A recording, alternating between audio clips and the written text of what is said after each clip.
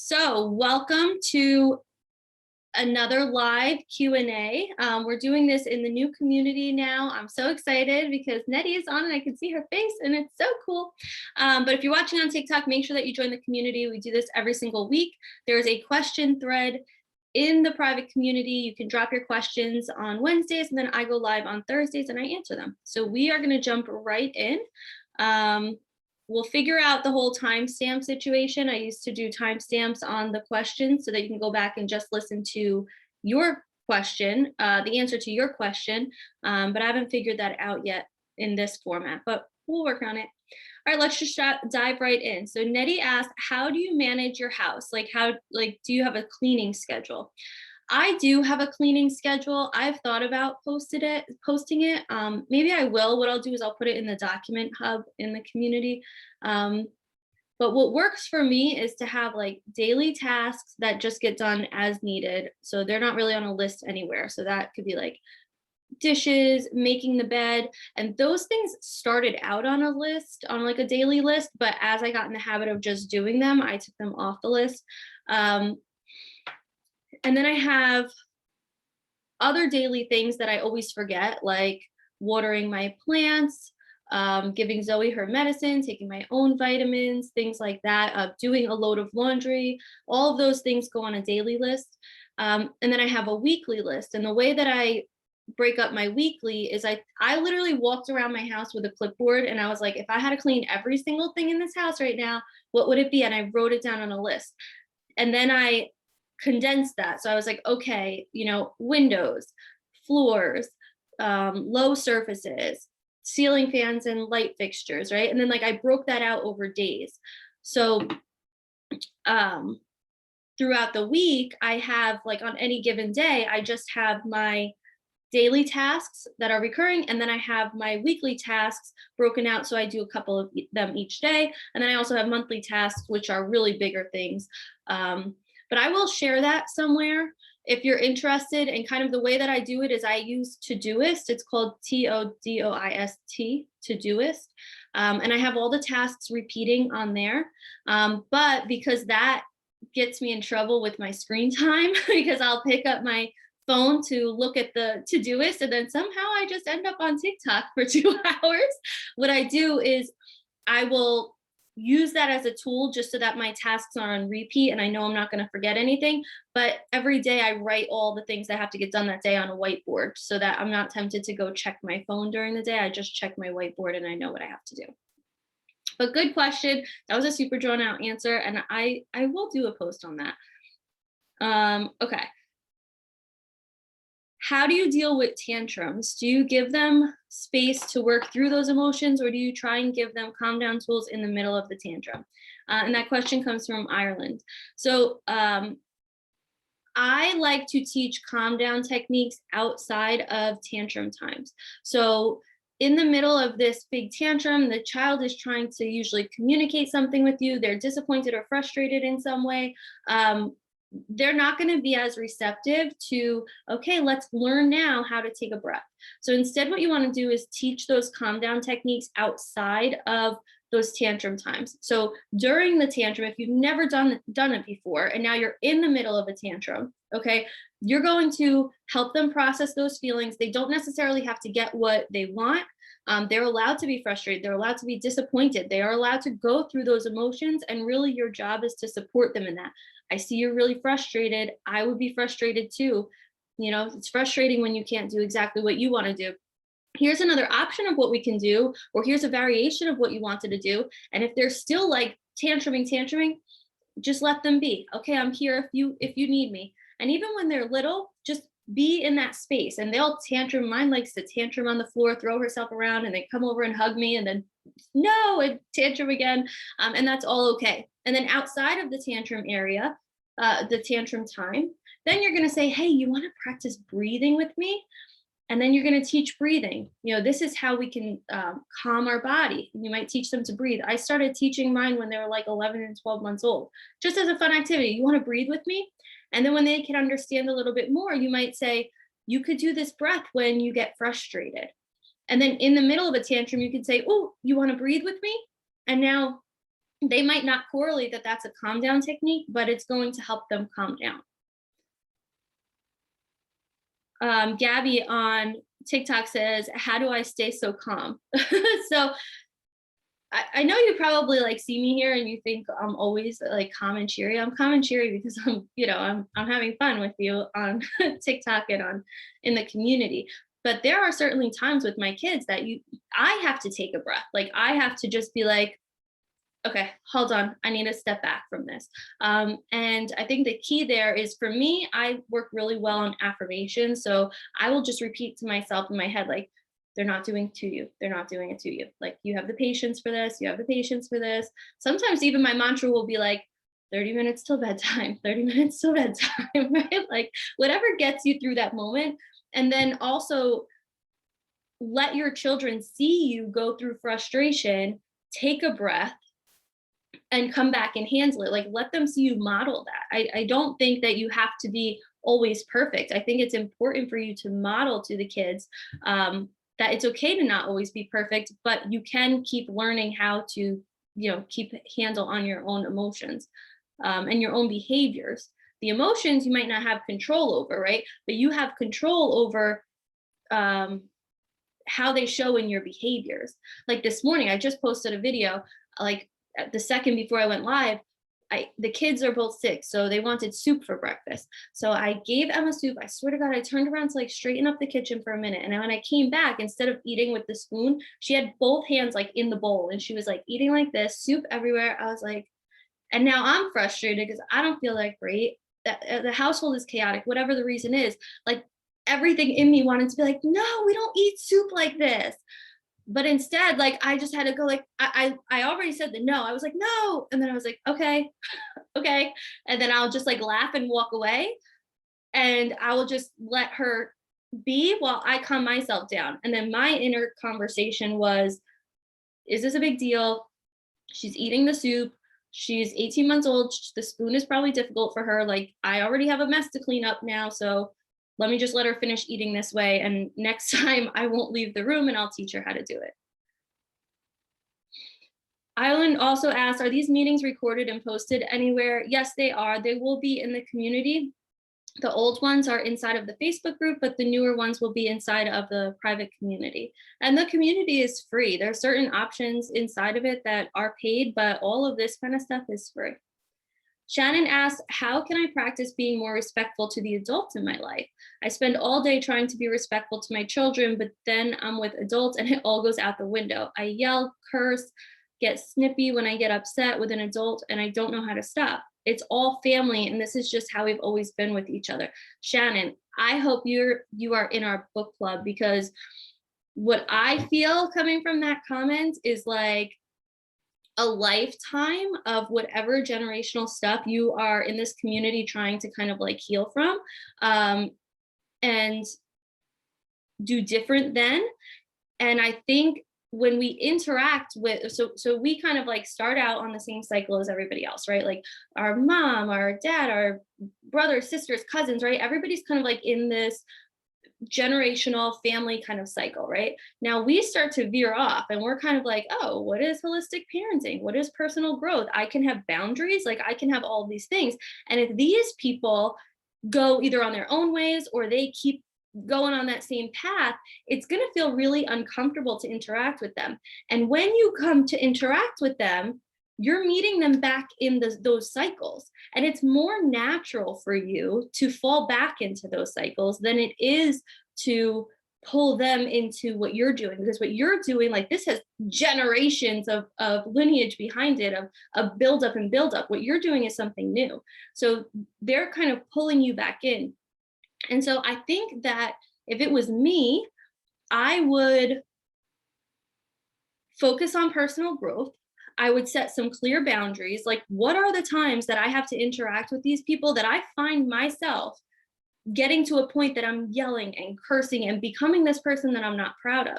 And can you eliminate or reduce those number of interactions, right? Give yourself the space to really like reflect on what that means, what's triggering you, how you can interact with them differently. And then once you come to a place where you're like, okay, now I'm confident enough in this new style of how I'm living my life and doing my parenting to interact again with my family members that usually get me riled up, you're going to stick strong in your boundaries. If they start yelling and cursing and screaming, you might even call it out to them. Hey, I know for the last 20, 30 years, we've been communicating this way, but this style of communication doesn't work for me anymore. So we can communicate respectfully, or I'm going to have to leave. If you don't know how to communicate in this respectful way, we could even text each other. You could write all your thoughts on a paper and give it to me, but I'm not willing to be here if this is how I'm going to be treated. And there will be a shock factor. They're not going to understand that because again, they are here. They're on this path that they are comfortable in, and you're veering off. And it's much easier for you to come back, but you're going to stay over here. And if they want to start, experimenting of like, what does that feel like? What does boundaries and respect feel like? They can do that. If not, they're going to have to continue on a path without you. Okay, Kimberly asked, yesterday I was at the doctor for my 6-month-old, and I also had, hold on, I'm sorry. Let me get my glasses. Okay, Kimberly says, yesterday I was at the doctor for my 6-month-old and also had my 4-year-old in the waiting area. He was fine at first. When he started getting antsy, I had the idea to ask him about what he saw around him. Shapes, colors, numbers, awesome. And PS, for a 4-year-old, that's preschool. We think preschool is sitting down doing worksheets, but that's preschool. What do you see around you? Cool. That kept him occupied until we were called into the exam room. Once there, I explained to him that the nurse or doctor was going to come in, and when they did, I needed him to sit still in his chair and let me listen to them. The nurse came in to talk to me, and he kept getting out of his chair and talking. I told him I need to hear the nurse right now, and that when she leaves, we can talk and he can move around. He sat down, but was still bouncing around in the seat a lot. I had intended to surprise him with a little screen time on my phone, but as he was being so uncooperative, I didn't want him to think that was okay. So we continued to have this back and forth for the rest of the visit. I asked him to sit still or quietly, and he went out of his way to jump or quite obviously try to get a reaction out of me. At home, I can understand letting it play out or ignoring it, but in a public setting, especially as important as the doctor's visit, how could I have handled this? Since I've had the idea to keep something in the car, since then, I've had the idea to keep something in the car that we can grab in these situations to keep him occupied. Also, we've had this ongoing thing where I asked him to do something like clean up, stop doing something. Sometimes it involves his baby brother. His response is, I can't.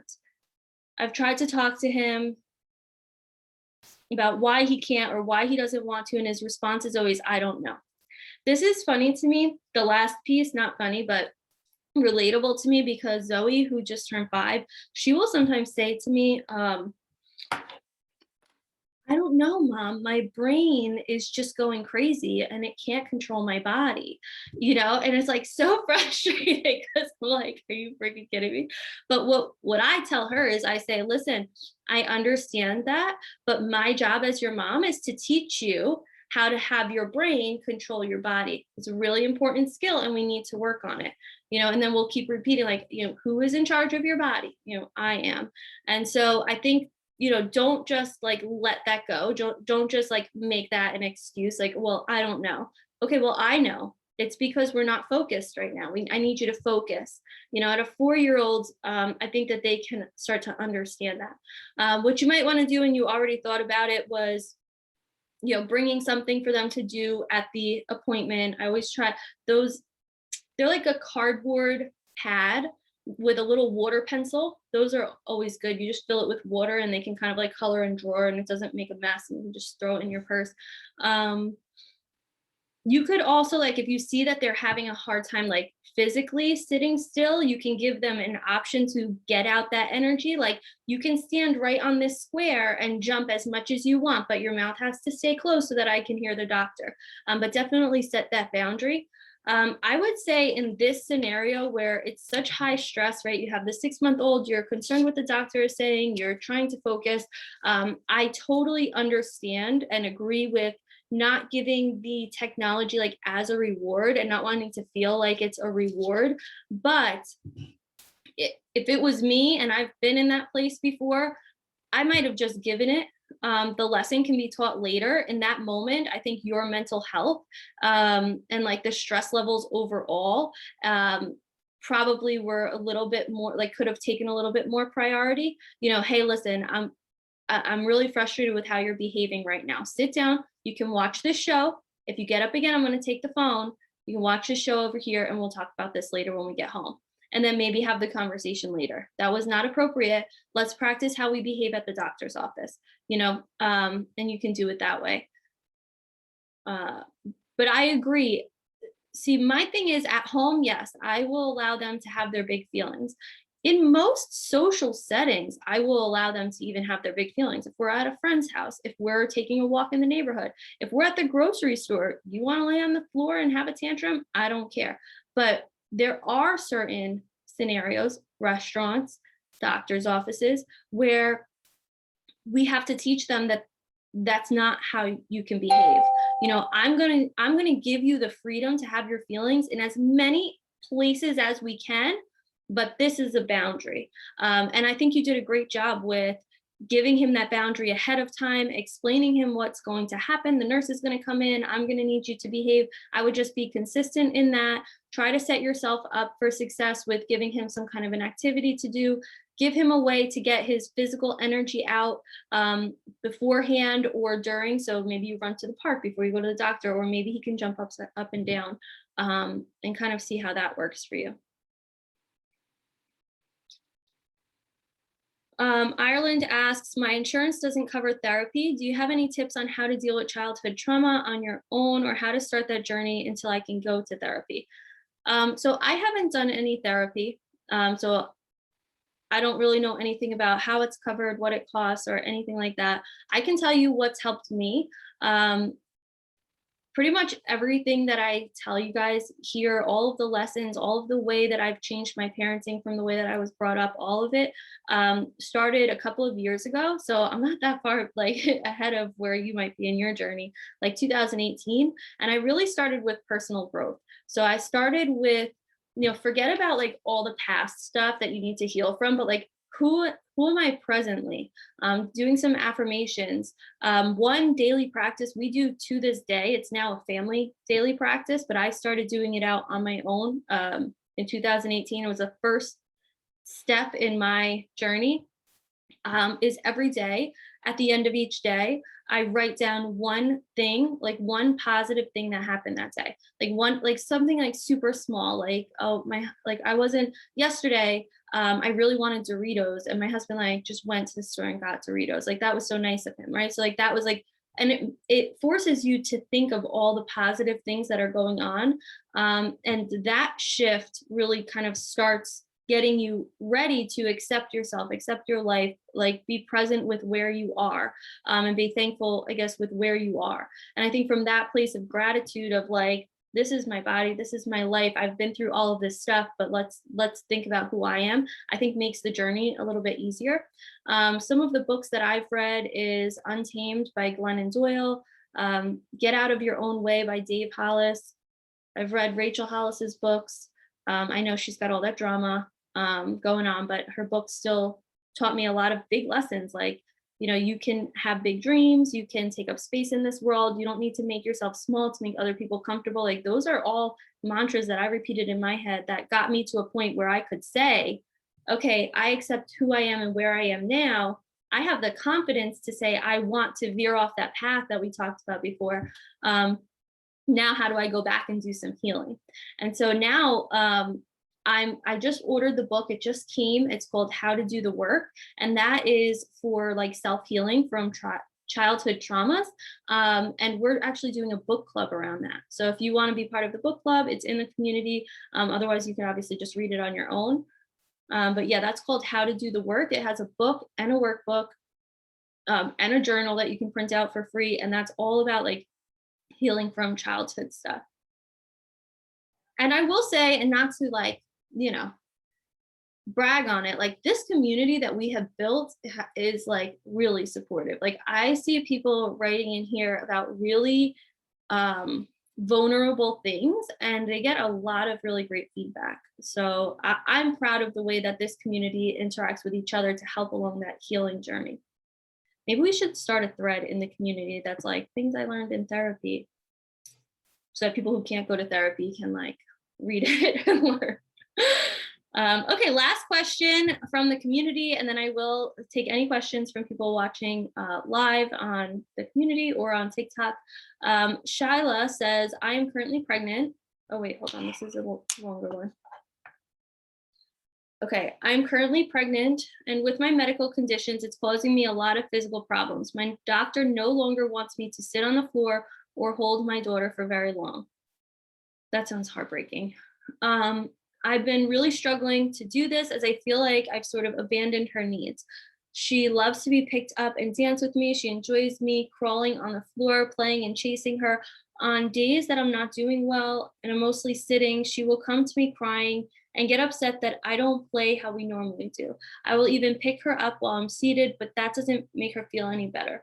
I don't know what to do. I feel like I'm failing her, and it worries me that after pregnancy that my condition might not get better, so all my energy will be taken out on the baby. My daughter is currently 10 or 11 months old and will be about 18 months when my baby is born. What's something that I can do to make her needs of my attention met? And do you know of any activities I can do with her while I have to be seated or laying down? If you're watching live and you have any ideas for activities that you can be doing seated or laying down with kids, definitely drop it and I'll read them out right now. Shyla, I hear that, I feel that, because when I was pregnant, I was in and out of the hospital. I was on bed rest most of it, and it's really heartbreaking, especially with a 1-year-old, a not even 1-year-old, because they can't communicate their feelings with you. I don't have so much as advice, I guess, as I do just sort of like encouragement. Teresa, I'll do a tutorial on how to ask in the Zoom, but there should be a chat box. Yeah, there's a chat box on the bottom.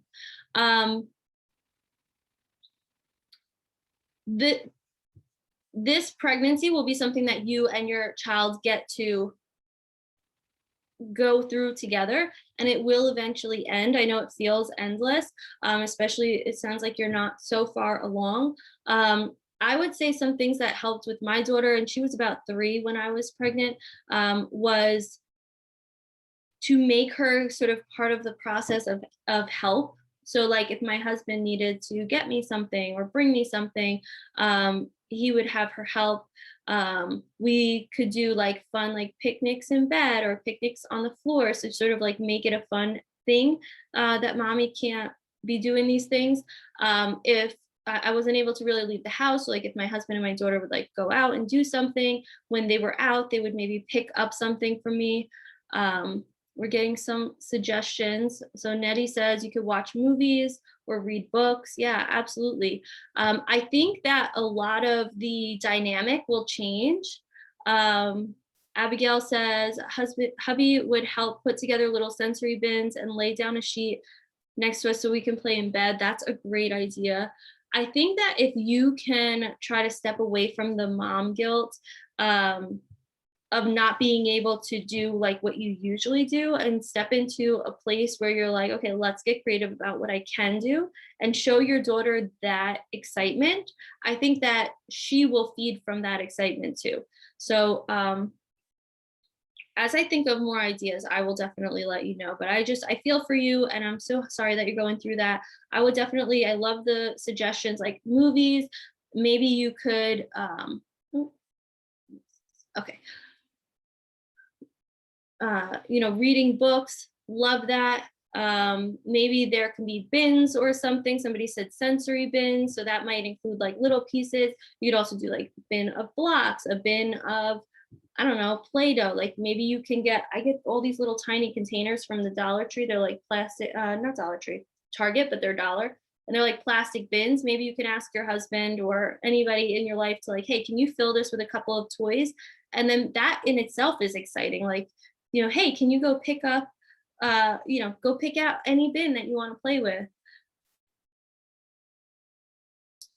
Okay, cool. So we went through all the questions inside of the community. If anybody has additional questions, let me know in one of the chat boxes. What time is it? Almost 1 o'clock? Yeah, I have a couple of minutes so we can stay on and answer any questions that you have. And then if you want to be part of this and you're watching from TikTok, just make sure that you join the community. Book club launches October 3rd is the first one. I just got my book. I'll post about it soon. And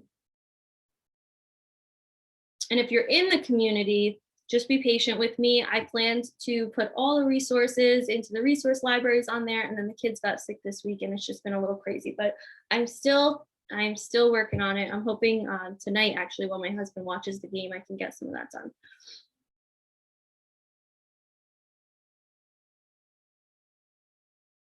How would you make the switch to gentle parenting? My twins are 8 and I'm sick of being frustrated. So 8 years old is kind of cool because they can understand what you're saying to them, right? And they can kind of be part of the transition.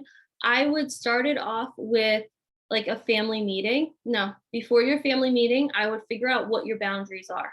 Okay. So oftentimes we have so many boundaries that are kind of like arbitrary, like you can't do this, you have to do this has to happen this way. So before you make the switch to like a more holistic parenting style, I would figure out what your true boundaries are, because a lot of this journey is going to be you letting go. Once you know sort of where your boundaries are and you feel comfortable that you can kind of let everything else go. So for me, the boundaries in our home is like, you cannot hurt somebody else, like with your words or with your hands, with your words or with your body. And there's no lying. Like those are really the only two things that the kids would get in trouble for. Then there are other like smaller things, right? Like you can't write on the walls, you can take the pencil and bring it in the living room and go on the carpet, but you can't write on the walls, right? So like even like all those little things, like where is your line, right? Because it can't just be as you feel like it. Like some days you can write on the walls if mom's feeling tired and she doesn't want to yell at you, but some days you can't, right? That's really confusing. So figure out where your boundaries are. Then have a family meeting, being that the kids are 8 years old, and just be really humble and honest about it. Listen, I don't like how we communicate in this household. It has been feeling really stressful. These are some things that I want to try to make it a little bit less stressful, and then let them speak. What do you think are the problems that are going on? What do you think we can do to have a better relationship? And then your next step after that is to just focus on connection. Don't worry too much about enforcing rules, modifying behaviors. Don't worry about what anybody else says or thinks. We're going to focus on connections, because as soon as you kind of let them know, listen, I'm going to allow for you to be a person outside of myself. I'm going to allow for you to have these emotions and do all of these things. They're going to test that. At first, they're going to test it, right? How far can I go? Is mom going to lose her cool? She says she's not, but is she? What's she going to do when she loses her cool, right? They're going to test all of those things. And then eventually that testing is actually going to turn into a trust. They're going to trust you so much that they will have these big feelings around you. And so we want to just really, in the first several months of transitioning to holistic parenting, focus on connection. Then we can start with enforcing boundaries. Then we can start with like promoting autonomy and all of those kind of things, and like the lessons that drive us forward. But right now you kind of have to like bring yourself to this level playing field where everybody feels safe and comfortable and connected with each other. The amount of yelling in your home goes down. There's no more harsh punishments. Nobody's getting grounded and the phone is taken away and I hate you and all of doors slamming, right? Like when that settles, now you are at a place where you can teach respect and body autonomy, and this is how you get out your frustration and blah, blah, blah, and all of those things. All right, I'm going to do one more question. Abigail says scribble pets are amazing. Abigail, I have to tell you, I got my kids scribble pets, and anytime they touched it, the markers got all over them. So I don't know if maybe I got like a bad batch, but I was like, I'm never buying these again. My 5.5-year-old destroys his room when angry, other than breathing any outlet for extreme anger. Oh, I'm so happy that this is the last question. Yes. So 5.5 years old, they're not going to have like the ability to completely control themselves, or as my daughter says, her brain can't control her body, right? But they can understand. They can understand. They can have a conversation with you. So my first concern would be like, where is this anger being rooted in? Oftentimes, it comes from a frustration because they cannot communicate a need, or it comes from like a frustration because they feel like they're not in control.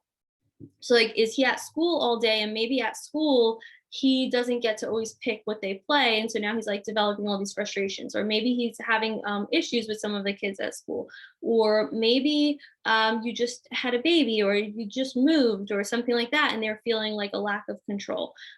Maybe he's just feeling anger because he's feeling anger and he doesn't know how to release it, right? So for my first concern would be like, okay, what is the root of this? Let me ask some questions.